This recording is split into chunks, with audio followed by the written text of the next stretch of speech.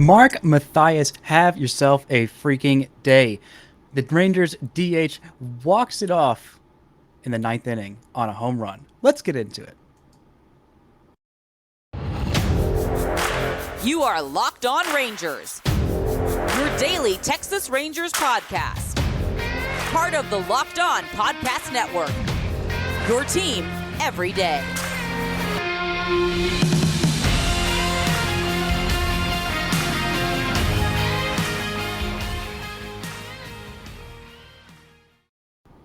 You are locked on to the Texas Rangers. I'm Bryce Patrick, a cripplingly addicted Texas Rangers fan since 2010, the founder and host for all 4 seasons of this Locked On Rangers podcast. Today is Wednesday, September 14th. Your Rangers are 62 and 80.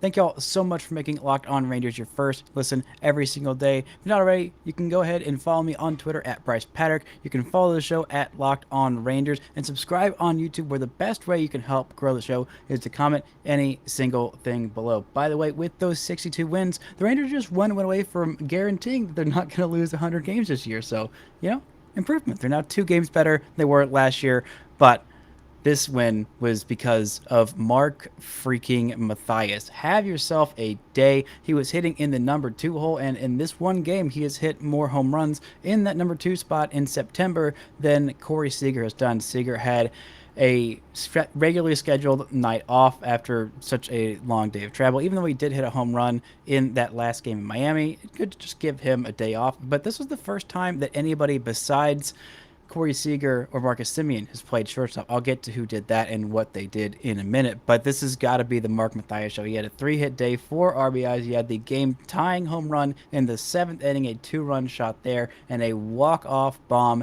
in the 9th inning. He said after the game this was his first walk-off home run in any level of baseball, which is just so freaking exciting for him. He was one of the additions in the Matt Bush trade from Milwaukee, and I did say he was DH at the top of the show, but he has been mostly DH for the most part. He played at first base today. Nathaniel Lowe was the DH, but this is just an unreal hitting tear that he has been on with the Rangers. He is 27 years old, and this is his first season in Texas, and he has just crushed it in 14 games with the Rangers. He's got 4 home runs, 3 doubles, hitting 366, an OPS of 1190. The Rangers just can't afford to keep his bat out of the lineup these days. He has been one of their most consistent hitters over the last couple of weeks, and the Rangers have needed every single bit of him. The top of the lineup has been so freaking solid. Adolis Garcia, by the way, he had his 25th bomb of the season. In this one, he has been on a tear as of late. Loved seeing him thrive in the second half of the season. I definitely think that a huge part of that is the regular rest that he is getting. Maybe that regular rest day for Corey Seager might help him as well. It's kind of wild seeing him rest at home because he's been so dang good at home, but Mark Mathias completely picked up the slack there. And at the top of the lineup, we got to talk about Marcus Semien, who had a 3-double day, went 3 for 4 with 3 doubles, his 26th, 7th, and 8th of the season. And in one of those at-bats, he was seen in the dugout. He was just kind of chilling there with his helmet off, and someone got his attention. He's like, I'm supposed to be on base right now. Or I'm supposed to, not on base, I'm supposed to be on deck right now. And after the game, he said, yeah, I kind of fell asleep at the wheel a little bit there. But he was able to get to the on-deck circle, and the game wasn't completely waiting on him. And, if you weren't watching the broadcast, then you probably wouldn't have even noticed. But just a fun little moment there from the veteran who is just, so content, so relaxed that he didn't really think about that. And his 3-double day didn't affect him at all. But Adolis Garcia had a fantastic day, reached base all 4 times in this one with a pair of walks and a pair of hits, including his 29th double season. Like I said, his 25th homer of the season. It was just a big doubles day for everyone involved. We talked about the 3 from Simeon, Garcia. Josh Young had a well-struck double. Sam Huff had a well-struck double. And Mark Mathias also had a double. All 3 of his hits today were for extra bases. Just a extra base hit palooza by the Rangers in this one that won 8-7. That's right, a 1-run win. And of course, one of the few ways that can happen is the walk-off in the bottom of the 9th inning, a walk-off solo shot. And, it's really nice for the Rangers to be able to win those 1-run games, but it did not seem like they were going to win this. The Rangers were down 3-0 before Kennedy Landry finished her salad, as she said on Twitter. But the Rangers came back with a pair of runs in that first inning to kind of say, okay, all right, we're going to spot you there a little bit. Cole Ragans. This is still his second start back off the IL. He only threw 70 pitches in this one, a lot more he's able to throw the last time. He threw 49 pitches the last time, but overall, not a great day for him. The Rangers were able to rally, though. He gave up 7 runs. The Rangers were down 7-2 in the top after 4.5 innings. After the top of that 5th inning, the Rangers were down 5-2. They put up a 3 spot in that 5th inning, a big inning there. Got the 2-run shot from Mathias to tie it up in the 7th inning, and the 1-run shot to walk it off for him in that 9th inning. A fantastic offensive day. A very quiet day for Nathaniel Lowe, who did not jump in on the extra base hit party. Went 1-for-4 as a DH in this one and struck out. Just la-di-da, ho-hum day. I believe he's still got some crazy on-base streak that's going. I can't remember exactly how long it is, but, just a 1-for-4 single day is a quiet day for Nathaniel Lowe, who's been continuing to crush it. I talked a lot about the Nathaniel Lowe trade. By the way, I did a crossover with Locked On Rays, Ulysses Sembrano of the Locked On Rays podcast. We've never done a crossover before. That will be in your feed on Friday. Really great stuff from him there. We talked about that trade, the Pete Fairbanks trade, and we didn't even get to Brock Burke, who, by the way, was fantastic in this game, as was the entire Rangers pitching staff. But I just really want to commend the Rangers for being able to rally in this one, being able to, like they have done for several games this past week in this 7 games in 6-day stretch. This is going to be the final one tonight. Thank the good Lord, the Rangers need a day off, and Dane Dunning is going to be at home, so hopefully he'll be a little bit better there. But we've seen in some of these games with the pitching staff just kind of let the Rangers get out of hand, let the lead get way out of hand. We saw the 8th-run inning by the Marlins. The Rangers were not able to complete the comeback in that second game of the doubleheader. We saw just a really, really bad outing by Kohei Arihara. Those 11 runs in, I believe, was just 3 innings on Saturday. The Rangers rallied to make it close, but weren't able to complete the comeback. Same with that second game. But in this time, they were able to rally the comeback. They were able to complete it and get the lead. And the Rangers bullpen was able to hold this A's offense steady with, 5 innings of fantastic work from Taylor Hearn and Brock Burke. And I do want to get to why Cole Ragans was, there's reason for excitement. There's reason for a little bit of hope, despite him giving up 8 hits, 7 runs, all of which were earned in his 4 innings of work. We're going to get to all of that and more. But first, this episode is brought to you by Blue Chew. Summer's winding down and the nights are getting longer, but the breeze isn't the only thing that's getting stiff. That's right, this episode is brought to you by Blue Chew. Guys, we all know the confidence you can take you far in life. That's especially true in the bedroom when it's time to step up to the plate. That's where Blue Chew comes in. Blue Chew is a unique online service that delivers the same active ingredients as Viagra and Cialis, but in chewable tablets at a fraction of the cost. You can take them anytime, day or night, so you can plan ahead or be ready whenever the opportunity arises. The process is simple. Sign up at bluechew.com, consult with one of the licensed medical providers, and once you're approved, you'll receive a prescription within days. The best part is that it's all done online, so no visits to the doctor's office, no awkward conversations, no waiting in line at the pharmacy. Blue Chew tablets are made in the USA and prepared and shipped directly to your door in discreet packaging. We've got a special deal for our listeners. Try Blue Chew for free when you use our promo code LOCKEDON at checkout. Just pay $5 shipping. That's bluechew.com. Use promo code LOCKEDON to receive your first month free. Visit bluechew.com for more details, and important safety information.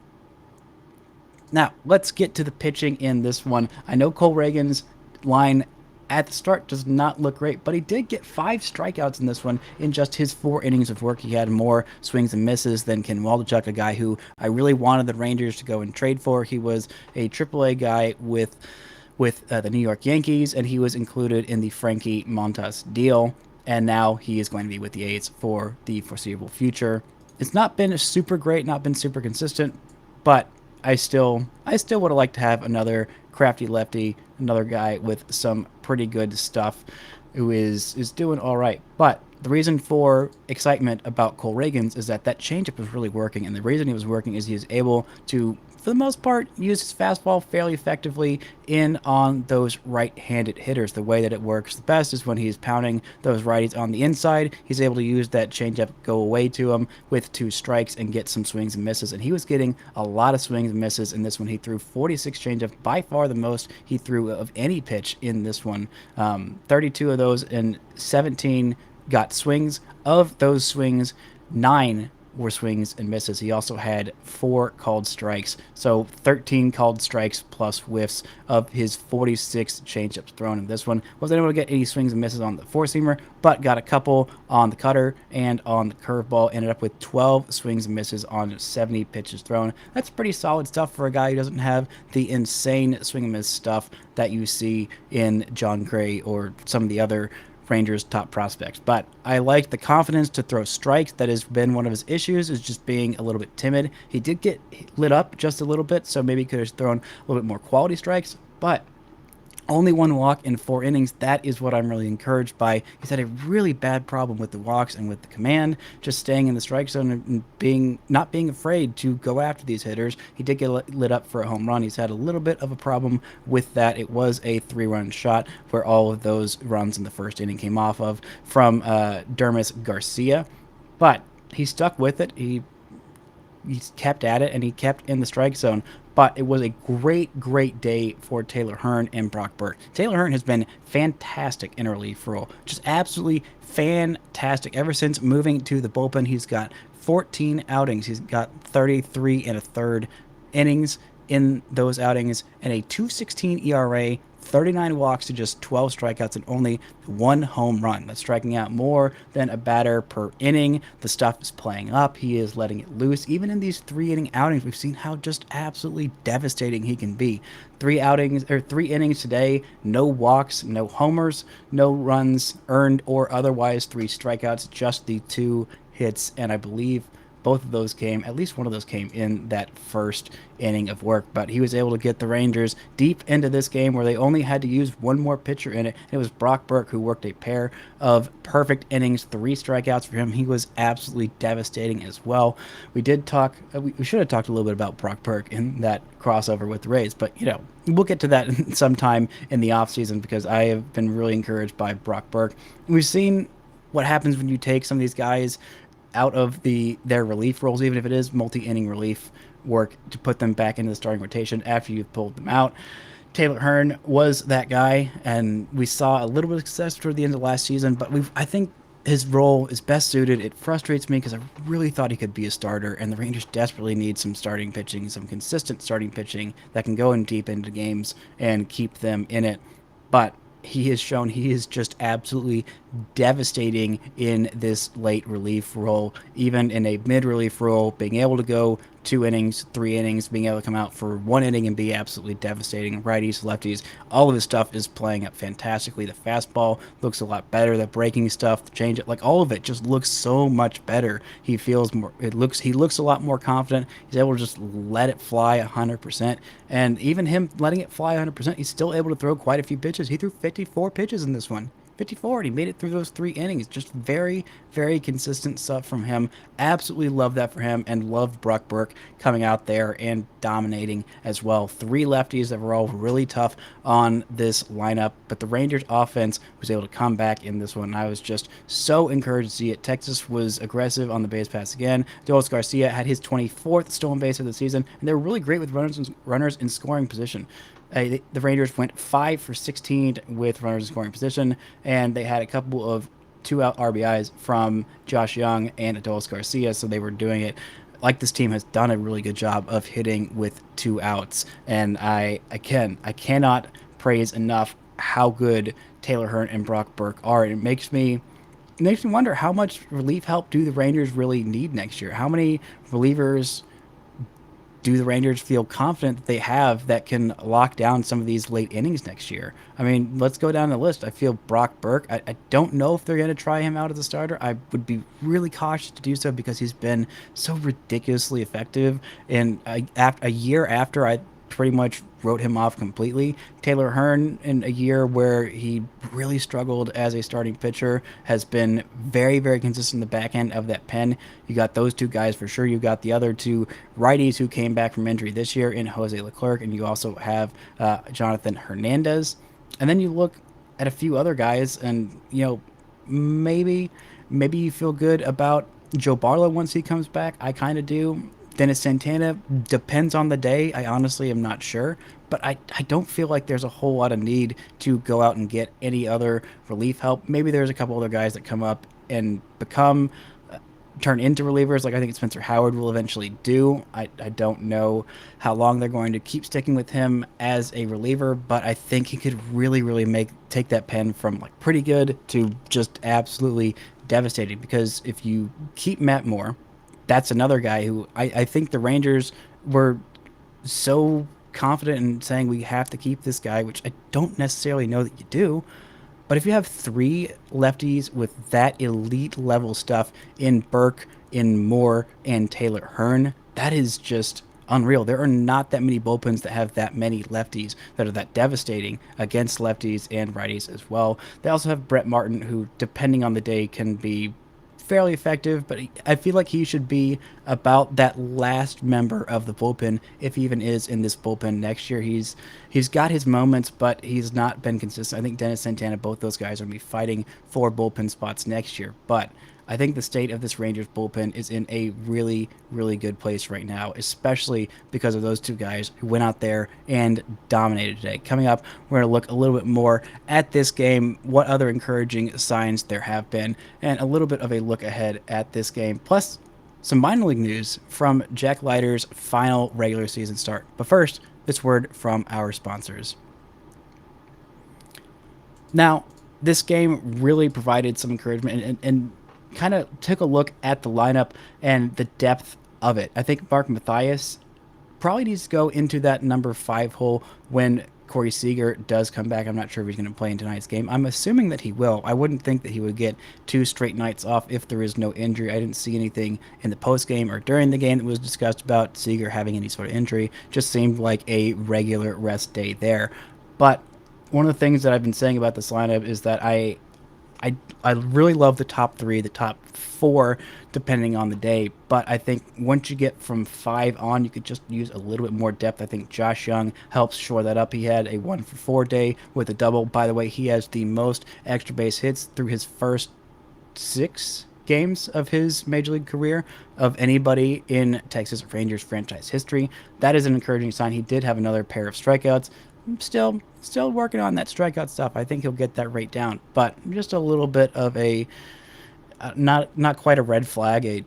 Let's say a yellow flag. Just a little caution there. But again, it's not. He hasn't been in that many games, so it's hard to make any wide sweeping conclusions about what he's done.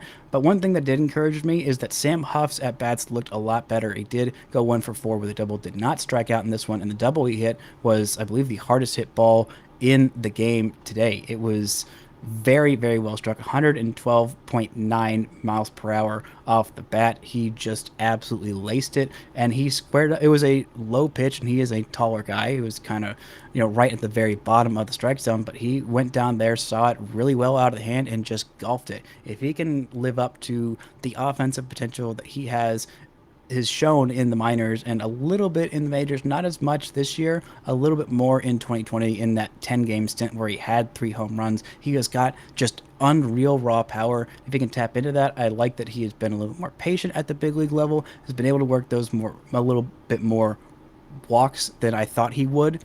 That hasn't led as much to him getting better pitches to hit and him driving those for extra bases, and those two things working really reciprocally off of each other. Like if you're a really good power hitter, like I always use Joey Gallo as the experiment, but let's just we're going to use him again. Or let's say Aaron Judge, somebody with an insanely high walk rate and an insanely high home rate. The 3 true outcome guys.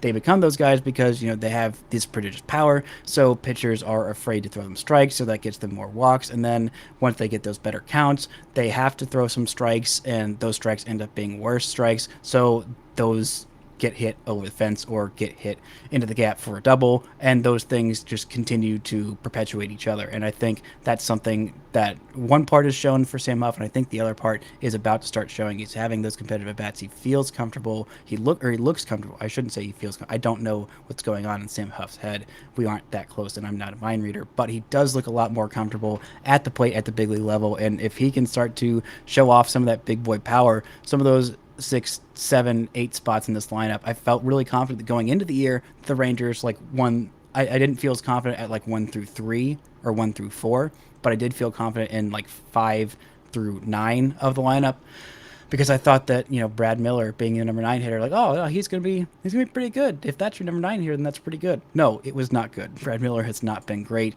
If I thought, oh, okay, well, if your number 9 hitter is Leody Taveras, then like that's a pretty good lineup. And yeah, that would be, but Leody is hitting 6th or 7th both days and most days, and it's not quite as good of a side. If Cole Calhoun is your number 7 hitter, then like you got a pretty good lineup. Well, Cole Calhoun is hitting a lot of 4th, and he is still not hitting super well. So I think just those young guys developing a little bit on the back end. I think Josh Young being up, of course, helps that depth of the lineup. And if Mark Mathias can still be in there when Corey Seager's in there, that can also be encouraging. But I did not talk about the guy who was playing shortstop, the first one who's not named Marcus Semien or Corey Seager to play shortstop, and that's Joshua H. Smith. He had a couple of really, really fantastic plays, one that he did make and one that he didn't quite make that was almost more impressive in the 3rd inning. He had a nice play diving, ranging to his left. He has played mostly in the outfield in AAA this year. He's played a lot of third base. He has not played a whole bunch of shortstop, but that's his primary position. That's where he played in college. It's where he played a lot, coming through the minor leagues. He was a shortstop who might end up moving over to third, but he could play legitimate shortstop at the big league level. And I think this is definitely the first time he's played it at the major league level, and because he didn't make his major league debut until he was with the Rangers. But I was really encouraged by what he saw. He also had a really great play, just absolutely phenomenal effort in the 4th inning, ranging to his right. Did everything he could to get to it against Bride in that 4th inning with 1 out. He was running to first base, just dives out for it, just runs really far, shows off his range. And that's one thing that I think might get him some more playing time in the big leagues next year, especially with the band shift. You're going to need shortstops with more range, and he has definitely got that. He's also showed off his arm because he went all the way into the outfield grass, was like falling back, just put his entire body weight into it and kind of fell on his back, but it was still a pretty accurate throw. It just wasn't quite fast enough to get the runner, the second baseman, old Mr. Bride, at first, but still a very, very impressive effort by Josh Smith. Jonah Bride, I should say. He is the second baseman, the 26-year-old for the Oakland A's, who was born in Oklahoma, actually. Fun fact. But yeah, this was a really encouraging defensive display for Josh Smith. Hitting-wise, he has not done very well since being called back up. Another over in this one with the strikeout. But defensively, he showed off that range, and I think that shortstop defense is going to it's going to become a lot more valuable in the upcoming years. Like I said about that shift, we've seen some guys play shortstop who maybe shouldn't necessarily be shortstops. I think maybe that might be the case with Corey Seager. He has been fine at making those routine plays, but at his size, at the same size as some of these other players, I'm not sure O'Neal Cruz is necessarily going to be a shortstop. I haven't really watched him play. Just seeing that him being 6'7", those bigger guys who don't necessarily have that same range might be a little tougher on him. Fernando Tatis Jr. is a guy who's played a lot of shortstop. I think he'll fit there. There's a lot of other stars at the shortstop position right now who have been elite, who have been a little on the bigger, stronger, faster built side of that, but I think once you get past like 6'2", it becomes a little bit harder to be that quick twitch athlete. Josh Smith is 5'10". I think somewhere around that 5'9" to 6'1" or 6'2" range. I think Elvis was listed as exactly 6 foot. I think that makes it a little bit faster to be quick and twitchy because you're lower to the ground. You can take more steps and make them a little bit faster because you have play their feet. I don't know. I don't know exactly what I'm saying, but I know what I've seen, and I think Josh Smith is definitely a capable defensive shortstop at the big league level. I hope he can hit a little bit.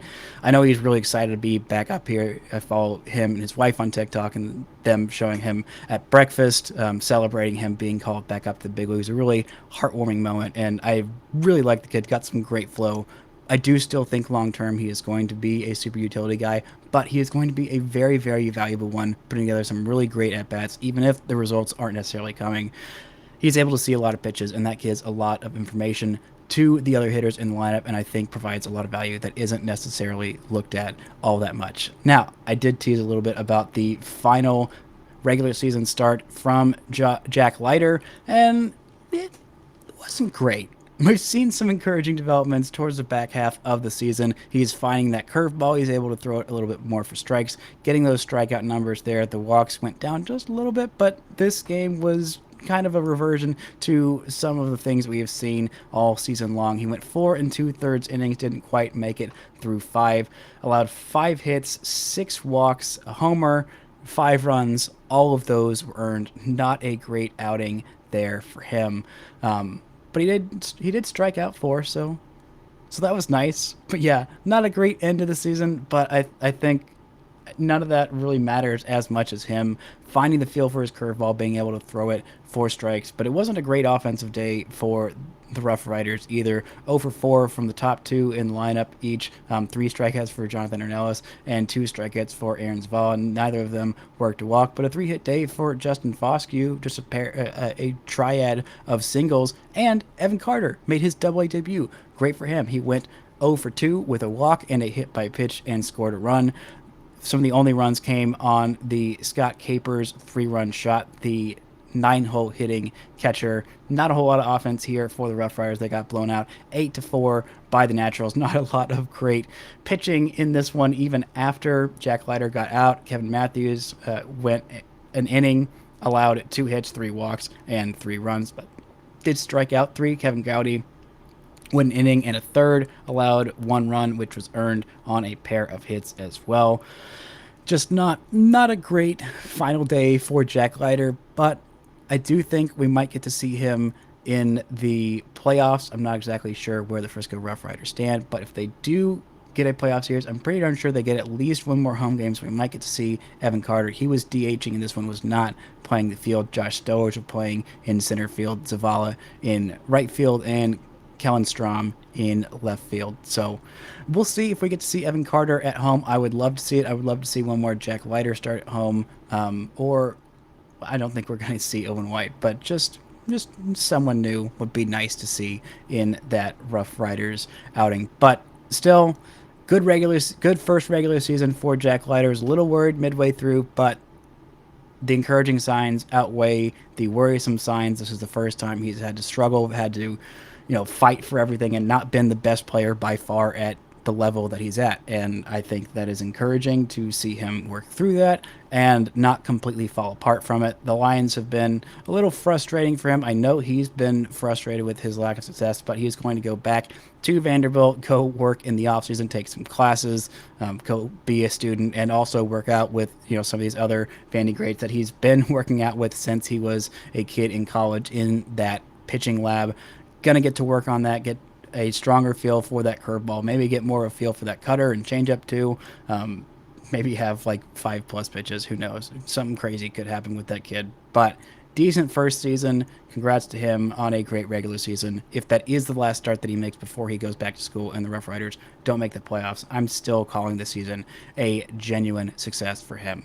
But that's going to do it for this edition of Locked On Rangers. Texas plays against the A's today on Wednesday. Dane Dunning will take the hill, and the Rangers will finally have an off day. And on Friday, like I said, I will have that series preview in the morning up pretty early of my crossover with Locked On Rays. Now, for your second listen, go check out the Locked On MLB podcast. Paul Francis Sullivan brings you his perspective on the Major Leagues past and present. It is free and available on YouTube or wherever you get your podcast. Thank you all so much for listening, and until next time, don't forget to enjoy baseball.